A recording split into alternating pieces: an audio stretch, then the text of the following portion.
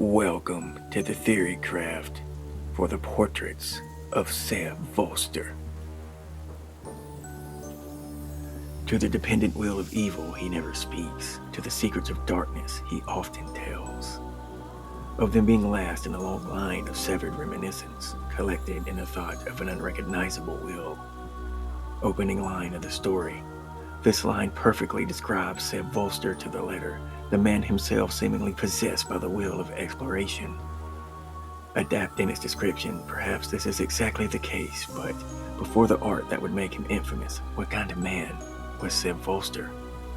Obsessive over his art, dependent on the whims of imagination for survival, and held in excessive need for exploration, making him the perfect candidate for possession. The entity in question is mentioned in other stories. Not the one surrounding Sam Volzter, which we'll get to later. For now, let's focus on the small amount of information that Sev gives us in the story about the entity. Omendir, mind visage of eternal desire, mind compass of exploration, guide her to thine purpose in prose. Here he calls the entity Armendir. This isn't a name, but rather a label equivalent to a formal acknowledgement, akin to Mr. or Mrs. It isn't a word in the English language, nor any other, but a term used in the covenant circles to address a deity properly. The terms purpose and prose have been used before to acknowledge the sacrificial purpose of the person in question. Couple me to prune thine coach, taken back by rising loom, lash the stern, given kind. Assemble me from parts, cut away the dead carriage. Repair me, remove thine unwanted guidance. Taken back by rising shadow, taken back by rising ominous threat. Strike the unrelenting, given kind. Remove the tail of opposition, given kind. Spoken by Sam Volzter upon being possessed. The paragraph above contains a poetry style and sentence structure, used by those possessed by the entity in the story. It isn't exactly, but it is very similar to the dyad prose style. It uses words in poetry with two meanings, homographs mostly, where both definitions apply that are spoken aloud. This similar dyad prose in question is a set of instructions to Sev upon being possessed. Couple me to prune thine coach, taken back by rising loom, lash the stern, given kind. The first line gets defined 3 times, 2 or less homograms in each sentence. 1. Assemble me from parts. 2. Cut away the dead carriage. 2 instructions, 1 to build, possibly literally, more possibly figuratively. The second telling to cut away the useless parts. Then we see one more definition of the first line. 1. Repair me, remove thine unwanted guidance. The second line gets defined twice as well. 1. Taken back by rising shadow. 2. Taken back by rising ominous threat. These 2 instructions act as a warning as what to expect. The third line gets defined twice as well. 1. Strike the unrelenting, given kind. 2. Remove the tail of opposition, given kind. These 2 instructions are literal. The first says to strike fast and expect the same, with the second saying to remove the balance of opposition and expect the same. Basically, it is the entity stating that with its return shall come consequences. It also instructs the removal of opposition, giving credence to the theory that movements and orders exist in the world that have dedicated themselves to the entity's downfall. Whether they are good or evil isn't known. Also, we see a pattern of the entity possessing artists and humans with incredible artistic talent. Anon foul thine state upon bore frame. Refrain them, O chastened chasms. Abstract them sacred and divine. Foul thine state of mind through the hollowed body. Once again, foul thine state of mind through the masses of many systems. Stop them, O rebuked misfortune difference. Repeat my tongue, O rebuked misfortune of difference. In thought and idea, find them sacred and delightful. Denote external reality, find them sacred and godly. Words of the bone mask. Once again, we see the use of the dyad-like prose in the speech of the entity. Anon foul thine state upon bore frame. Refrain them, O chastened chasms. Abstract them sacred and divine. The first line gets defined twice. 1. Foul thine state of mind through the hollowed body. 2. Once again, foul thine state of mind through the masses of many systems. The instructions are explicit in befouling the human mind, in this case the woman's mind, whom the mask is speaking to. Through the hollowed body is a reference to her lifestyle, showing an appreciation for the lack of care or chastity she shows for herself. The second definition instructs her to do so again, through the lens of many philosophies. This second line is defined twice. 1. Stop them, O rebuked misfortune difference. This is a plea and a mockery of the state of reality in human nature. 2.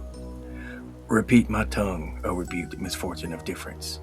This is also a plea and a mockery, but in the first-person perspective as the deity sees humanity.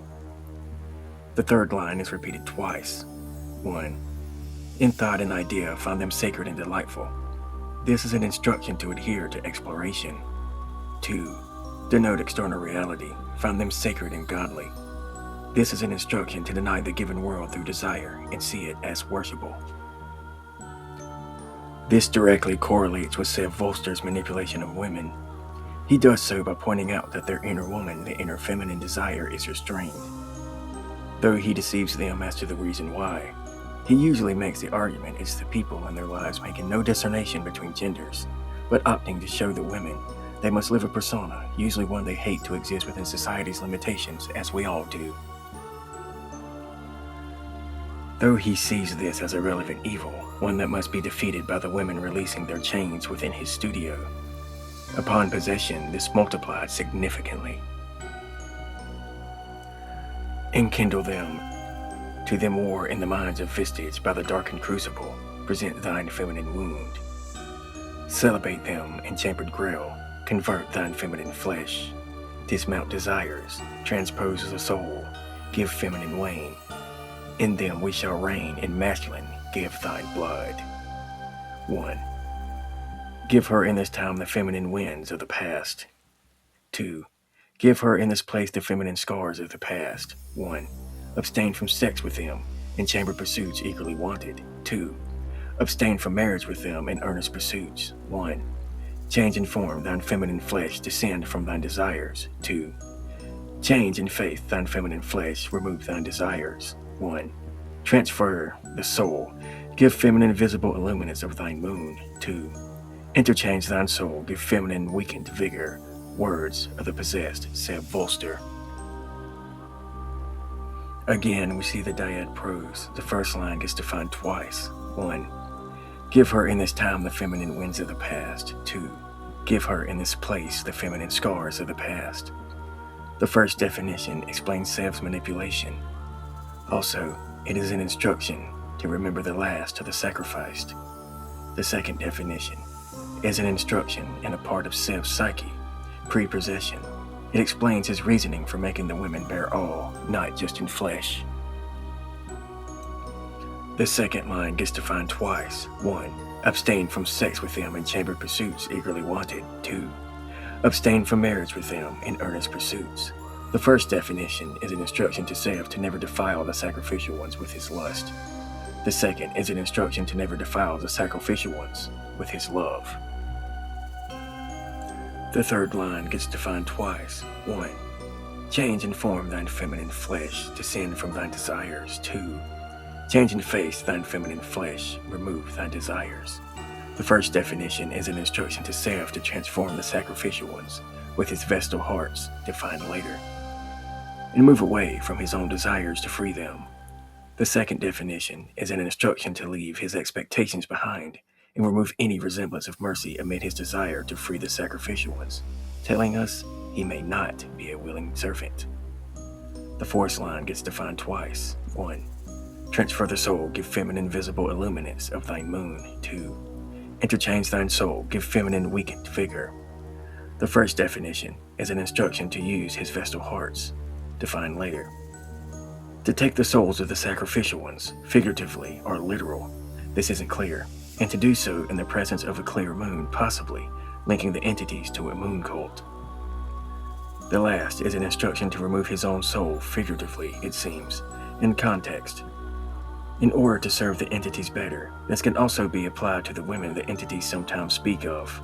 Two beings at once, and a theme of duality is present. possibly linking them to other deities. As mentioned earlier, there's a theme of duality with these entities, possibly linking them to other deities such as the spirit of the river Squalid or Menelmamu. It says in other texts, the deity isn't Menelmamu. Others dispute this, saying it is simply using another name.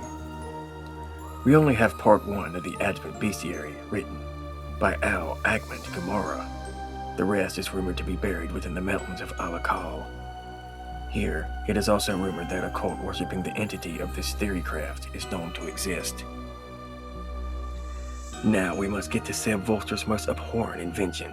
It is both a work of art and a diabolical torture device. I speak of the Vestal Hearts. They are described as follows. The woman falls to slumber, awakening in a pitch-black chamber.